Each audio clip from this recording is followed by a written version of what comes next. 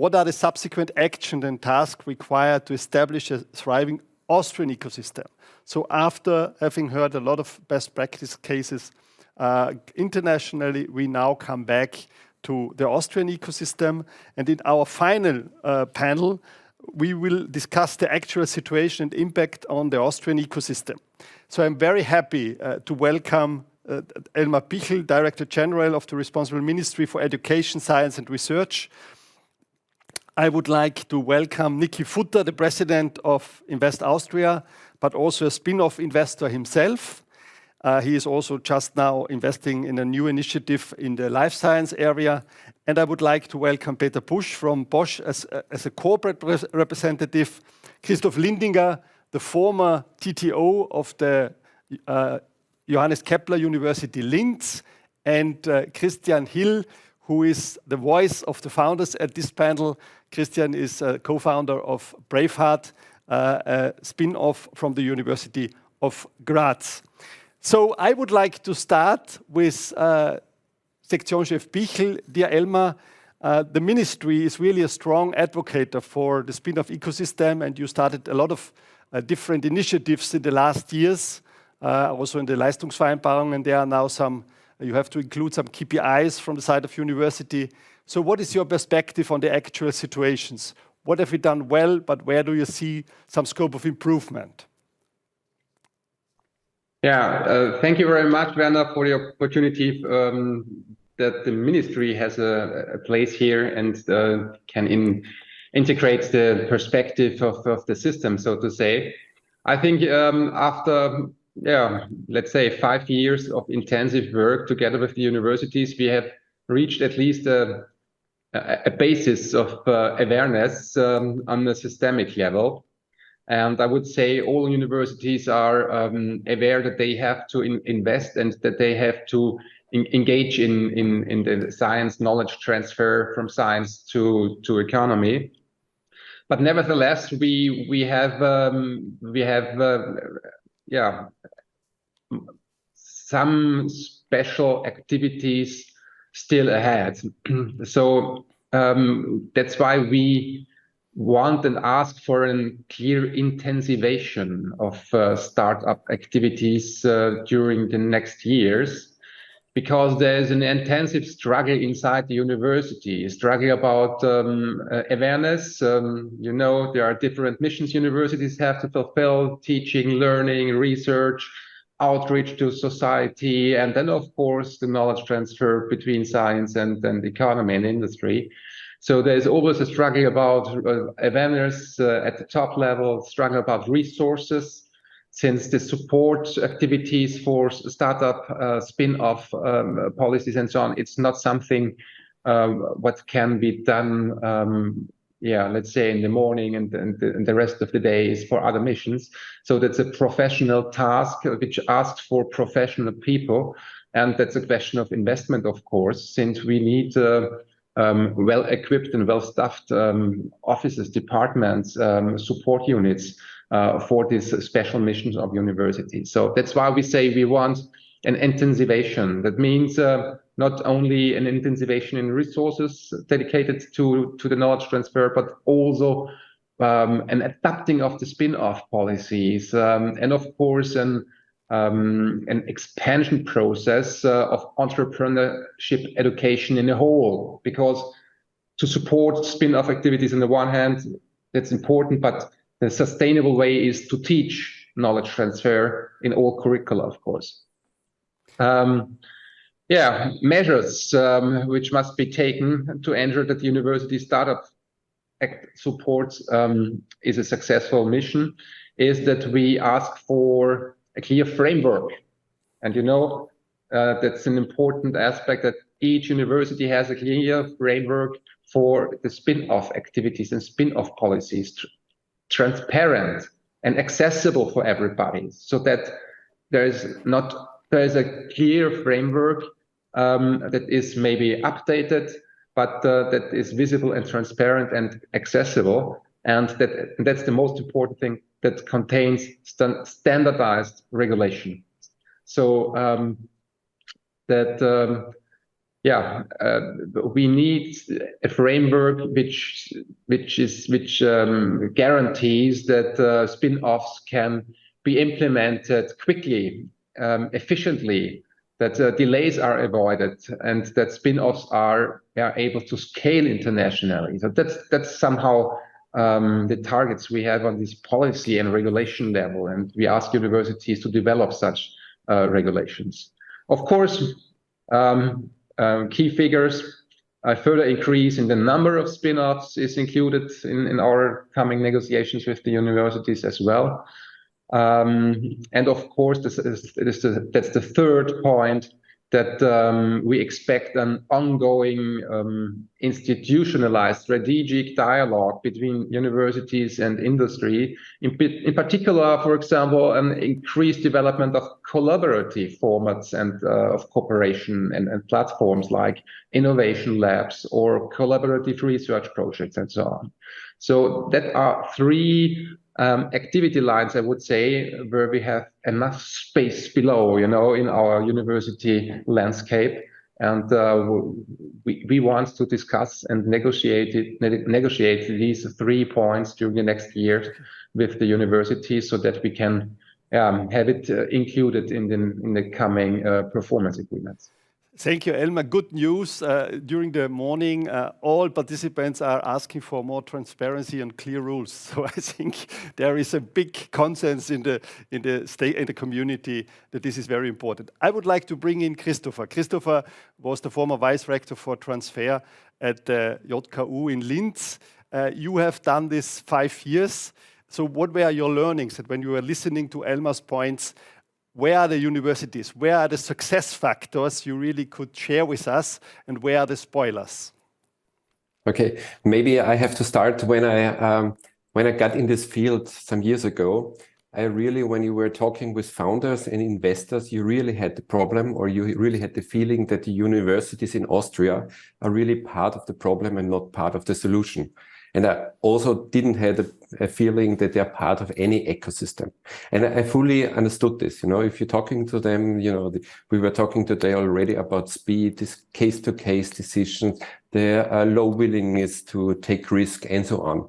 And as Elmar said, the ministry gave a little tender push to all the universities. So in the last years, really there was a lot of effort done to develop some kind of frameworks, how to position themselves. And also, I'm quite happy that in Austria, we have also some kind of coalition of the willingness led by you, Werner.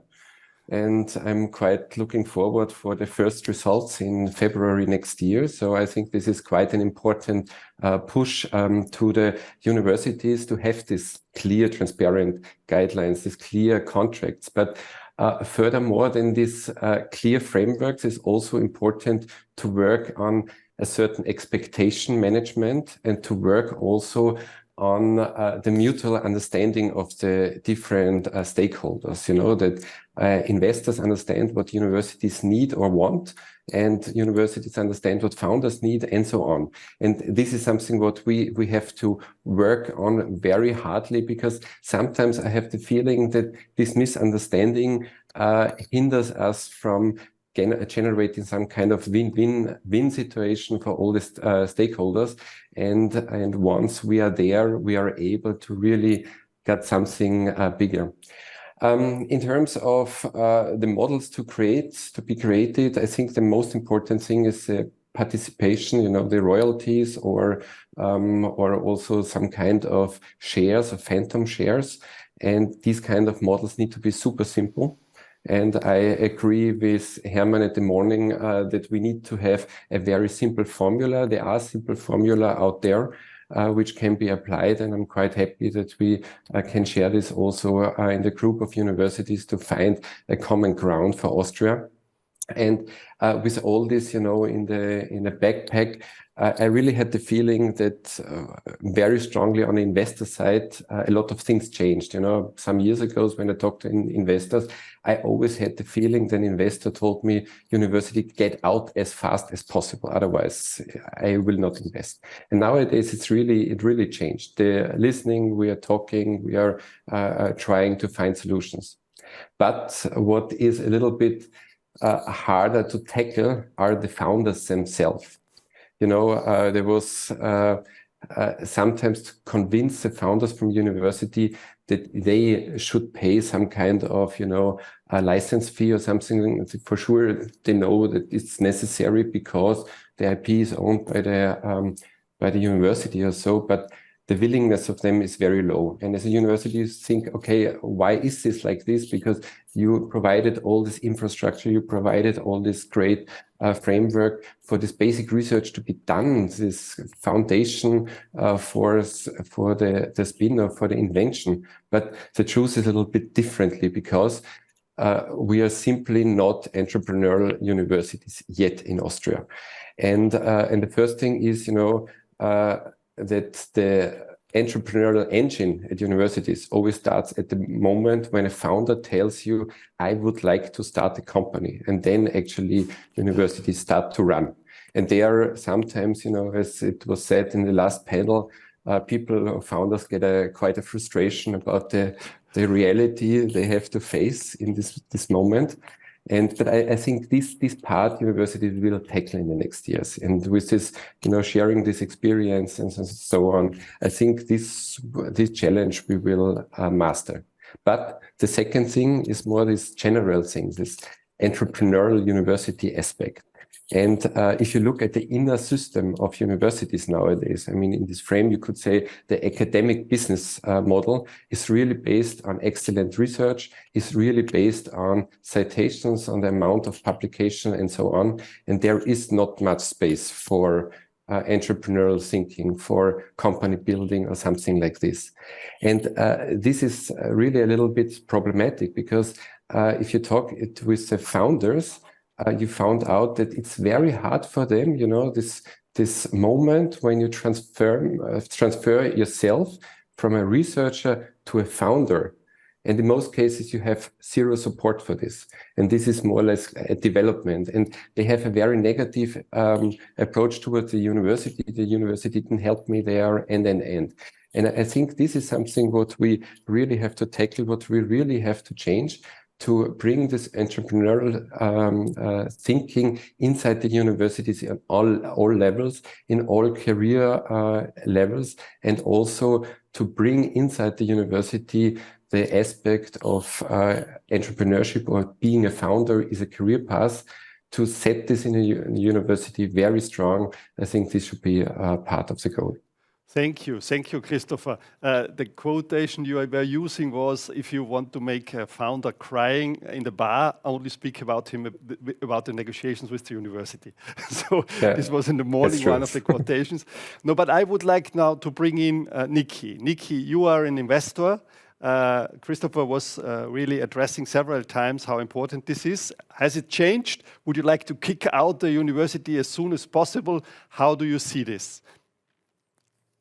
Well, first of all, thank you for the invitation and the chance of being here and bringing the investors view to the table. Well, kicking out universities, I think it's not about kicking them out, so how to deal with them. And in the case I had with a spin-out from the University of Bodenkultur in Vienna, there is a contract which took quite a long time to actually conclude. This is definitely something that has to be addressed in the future. And they are getting royalties for a certain time, and there is a chance also to buy them out in a way that we sort of prepay the royalties, and then they will be out of the contract, which is quite a feasible situation. And they're not shareholders in the company. That's something they can't do anyway. So the contract is quite okay, and but it's somehow unrealistic, because the period for paying these royalties is like for the first 3 or 5 years or something, and turnover to pay these royalties from will only kick in after 3 to 4 years. So the contract is quite unrealistic for the expectations of the return for the university. So I think that a lot that can be done, and I don't want to stress again what can be done because it was mentioned the whole day over up to now. And I think more concise issues are definitely something that is more concise processes is definitely something that has to be achieved in the future.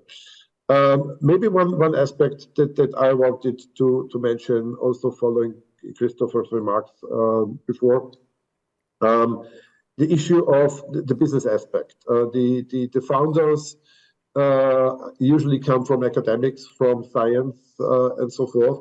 And what they usually miss in the start of founding a company is the business aspect and a co-founder that covers that. And this is really a big challenge for these companies. In my case, I had the luck that actually the father of one of the founders stepped into the company, and he brought all the business knowledge to the table. This was an easy co-founder, so to say, and an easy found co-founder.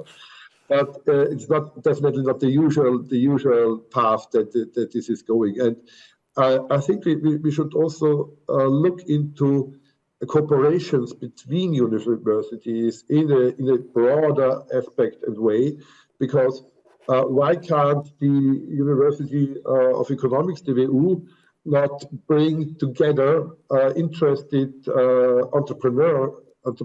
people with entrepreneurial aspects with scientific founders that really want to do it from a medical university, from technical university, from University of Bodenkultur, and so forth.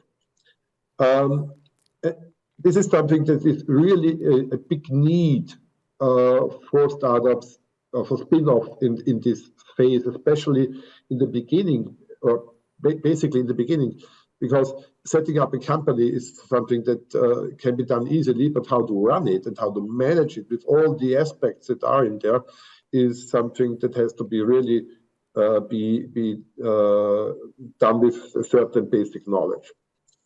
Another aspect I wanted to touch slightly was the issue of IP, intellectual property. And there we have two cases that have to be considered. First of all, there is a basic IP usually held by a university, and in many cases, and this was actually the case in my situation, the IP was sort of abstract. It was not yet a patent, and there's a huge difference whether it's a patented and sort of documented intellectual property, or whether it is an intellectual property that comes out of the research of the scientists and out of their research papers, not being a patent at the time. And it's definitely far easier to manage an IP that is not yet patented than managing an IP that is already patented, and the patent is then also in part in the sphere of the university. So this is something that has to be also kept in mind, that there are different situations. So that means when does the investor come in? And then it depends a lot. Interestingly, if you look to the numbers, we did a survey. So in average, Austrian universities take 2.6% royalty fees, and about 80% don't take any shares. Yeah, so it's at the end, I think it's quite not so bad also for investors.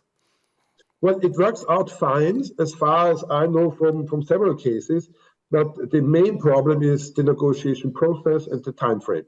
Yes. Yeah, also if you look to the numbers, normally we need about a year to negotiate such an agreement, and in international they need about, in 70% of the cases, less than half a year. But there are also quite big differences. Thank you so much, but I think speed is an important point, and also the question, when do we bring in the investor? I would like to bring in now the corporate. We have discussed this several times. For reference customers, we need corporates. Peter, why is Bosch interested in spin-offs? Why in this very special area? Yeah, Thanks first of all for having me here. Since this is a very interesting discussion, what I can lead, I can follow up. Why I'm here and what is the corporate perspective here?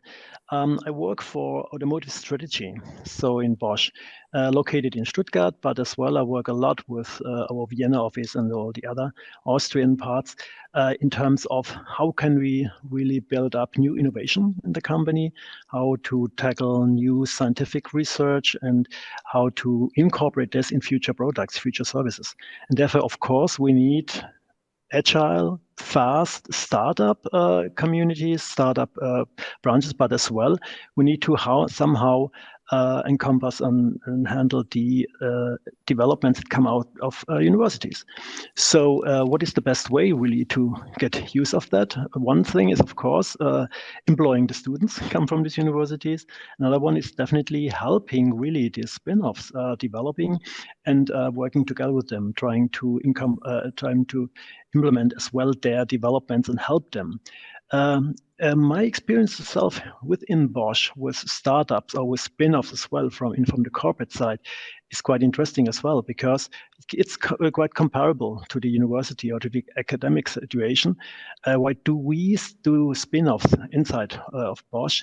I was part of the founding structure like 10, 12 years ago. We had a Bosch startup platform, so really have spin-offs from our own developments. And this is quite comparable to universities because from our corporate research standpoint, there was always as well the question, how really to now bring the research points into our products, into our real engineering processes, that we can make money out of this someone, and because this the economic situation, of course, is most important for that. And though we started as well with maybe the same motivation as the university should do that, is how to bring the new research, the new technologies into the economic system. And so we found out it gets much agile, much more faster if you are a startup, a little bit loosen from the standard corporate view, but as well tied in somehow the whole structure of the company and using the infrastructure and all that. I think the same holds true if you are a spinner from university, but still have ties and still have this, the relation as well to the whole structure in the university. And can you build up your technology? And the main experiences we had from these years, what helped us most, because I just heard it before, the economical view of the engineers, of the scientists that you see. And this is mostly really the big challenge, the biggest challenge for them. And what we then found out, we had a very interesting partner like 10, 12 years ago, which we still work with. This is what the father of the startup owners manual, Steve Blank in California, and he wrote really some very interesting books, and we had some workshops with him, and he was tackling the main problem, really saying, okay, you are an engineer, you're a scientist, and you want to have your startup spin-off from your university, or doing as an old spin-off or from some other institution. And what is lacking is not the technical content and not the technical capacity, but the economic side. How to really build up that startup with an economic view, with an economic goaling. And that helped us a lot to think in this area how to make a scientist, an engineer, into a CEO of a company, of a future company. And this really was the sparkling point for us. The platform is now is called Grow now. We have lots of very good spin-offs out of that, really having this training, this engineering beside, and as well the economic training, helping them a lot to get a CEO. As well, you have to be as well, if you go into if you are the new founder, you are a CTO, you are the CEO, you are the CFO sometimes, but as well, you have to have the economical view on that. And this is most important for a corporate view, but as well, I guess, for a spin-off from a university as well. So I think this is really the major challenge. And what was said before, again, the speed, how to set it up and how to be more independent from the old structure is as well very important. Mm-hmm. And what we found is you have really that success rate of coming up of these spin-offs like much higher than if you look in the startup scene. So there, I think there is like 95 failures in the startups. If you look in the corporate view, we have like 50-60%. And so this is much higher. And I do not know the numbers in the university or in the academic background. However, if you have this training and if you have this safety as well from the structure, then it helps a lot really to, and that makes the sense out of the academic spin-offs. I would strongly support this. In our survey, we found out that the normal founding team of an Austrian spin-off is about 3 persons, but if you look to their background, it's 90% engineers. And Christopher, there was one question from the audience.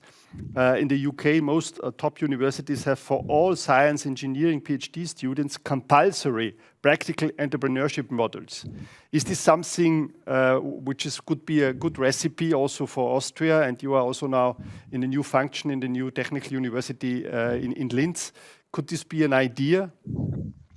Yeah, absolutely. I mean, in the new technical university, we also try to focus very strongly that, you know, the whole teaching is based on projects and is based on inquiry and mission orientated. So we get much closer to the entrepreneurial spirit than it is in other curricula. Christian, I would like to bring you in now. Also, you are the founder here at this panel. What were your experiences, especially now if we look to these 2 points, IP, which we tackled several times, but also financing? How do you see it? And you have just recently been in Boston, as I know. Were there some differences? How do you see the Austrian ecosystem? Yeah, also thank you for having me from the kind of spin-out perspective.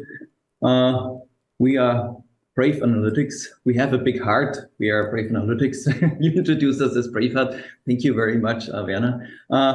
When I talk a little bit about our story, when you are at the university and you have the idea of really founding and getting the idea out, you are confronted, I think, with a lot of culture, because it is not really well, at least when I was doing it, well perceived that you really say, okay, let's go for something, go outside of the university, interact with people, with companies.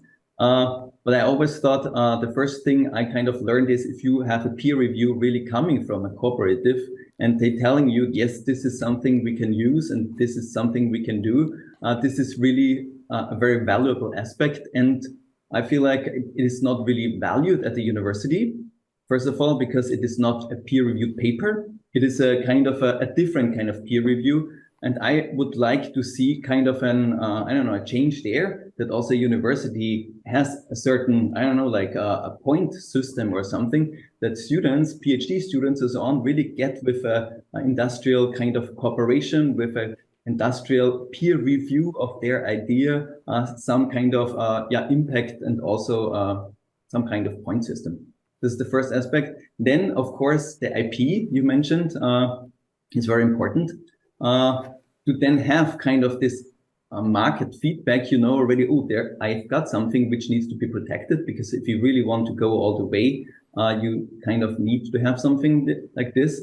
And then going out of the university, you have to start negotiating how do you bring this IP with you, which is challenging. First of all, there were lots of really cool statements today already.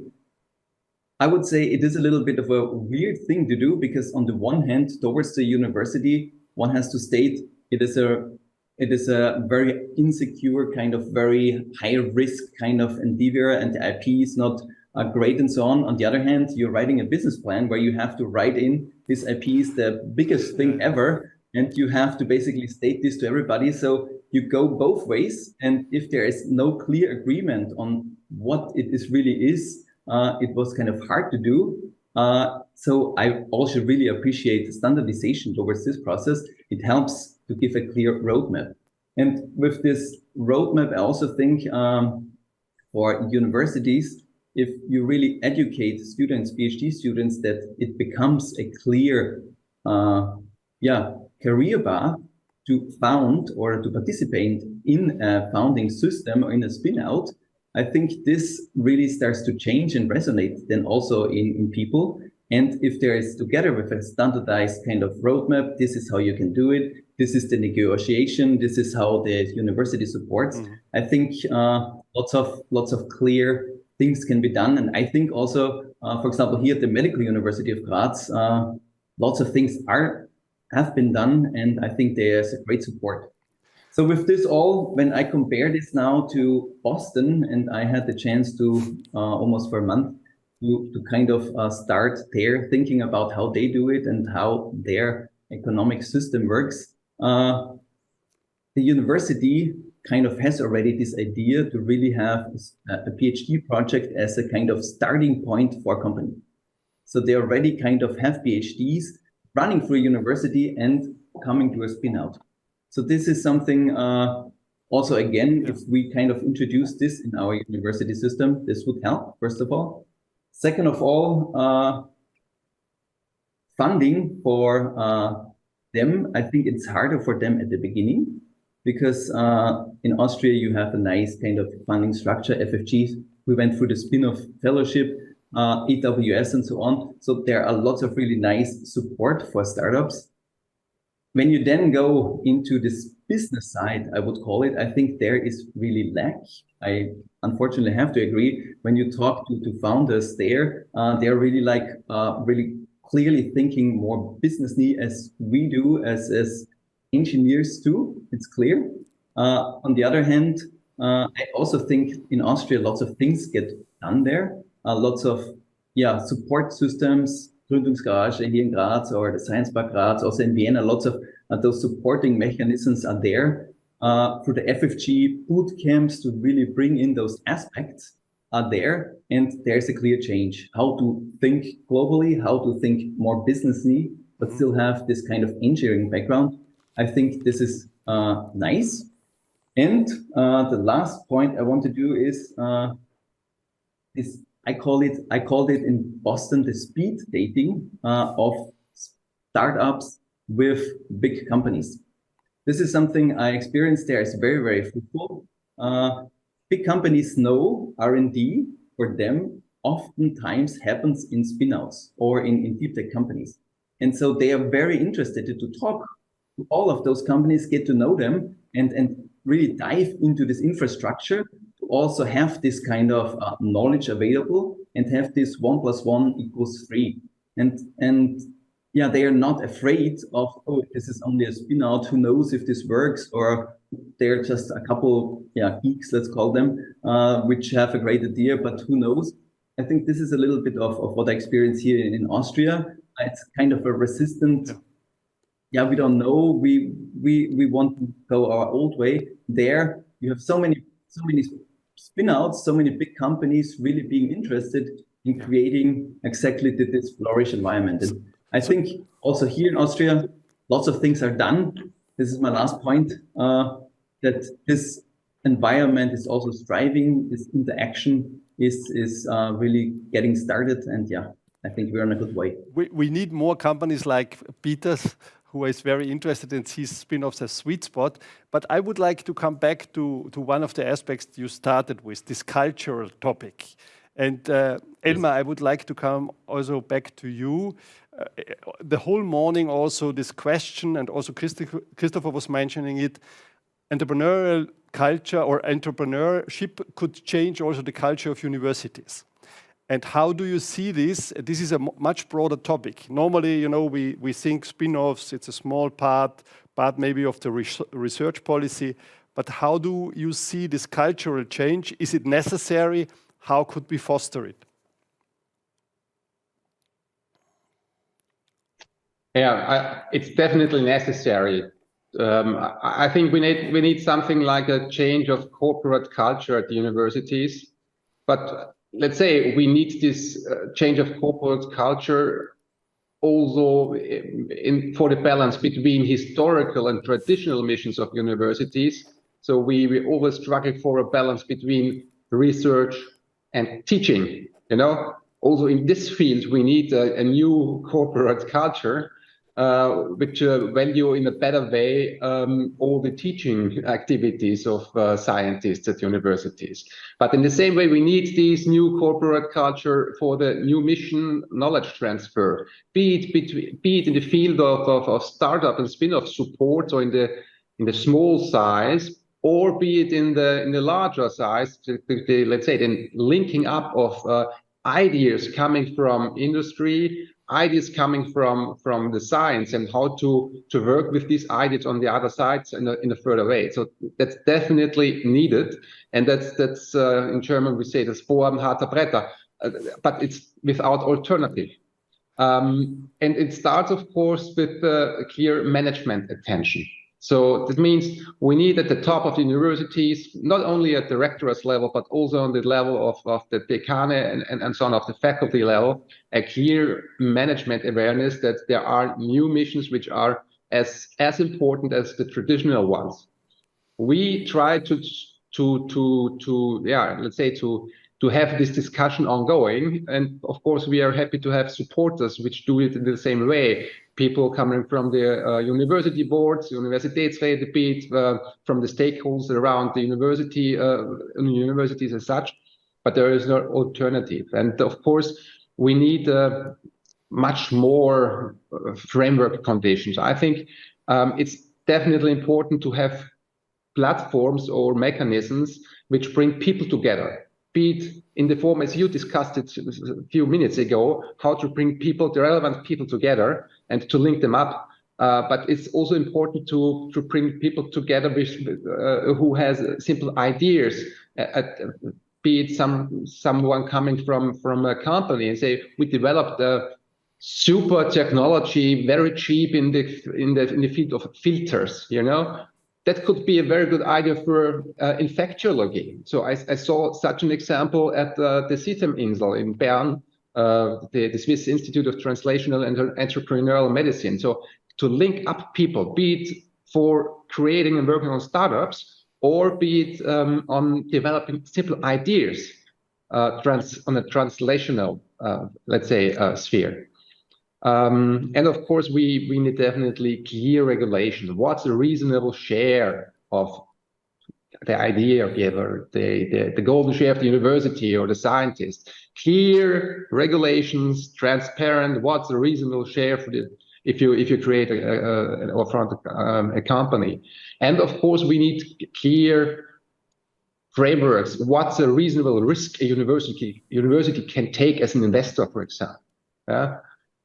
Without further discussions of whether this decision was a good wrong or a bad wrong. So I think on this clear framework, not only inside the university, but also in our community, consisting of experts of startups and the ministry and university leaders, we have to work on these issues. And I think working on these issues is the main part of creating a new corporate culture. Right? Okay. Great. I think the question concerning the culture and the entrepreneurship is tackling a lot of other questions. So Bernhard Strauss it's only a comment, but I think it's very important. Often the issue with academic tech startups is that they focus too much on IP and technology push and not creating the best product for the best market. I think this is definitely true. Niki, I would like to come back with a last question concerning speed. You know, we have now discussed a lot why it's sometimes very complicated to invest into spin-offs, but why do you do it? Why do you think it is important? Is there a difference to other verticals, to other sectors of the startup investment market? What is the motivation for investors to go into this area? Well, thank you. I just had raised my hand because I wanted to come back to what Elmar just said and what you had said before, Werner. It was basically a spontaneous idea of myself concerning the issue of how universities can be an investor in a company. How can they go alongside with the company? And my spontaneous idea was because I had, before the conference, I had discussed it with somebody else.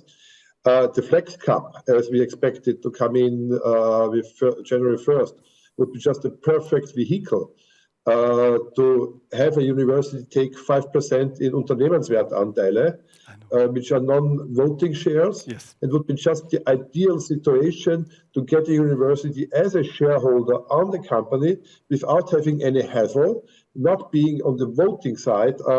And again, this new form of a company structure that we are about to have introduced in Austria would be just a perfect a perfect vehicle to solve this situation and to make it more easy and not that liable for a university to be on a cap table of a company.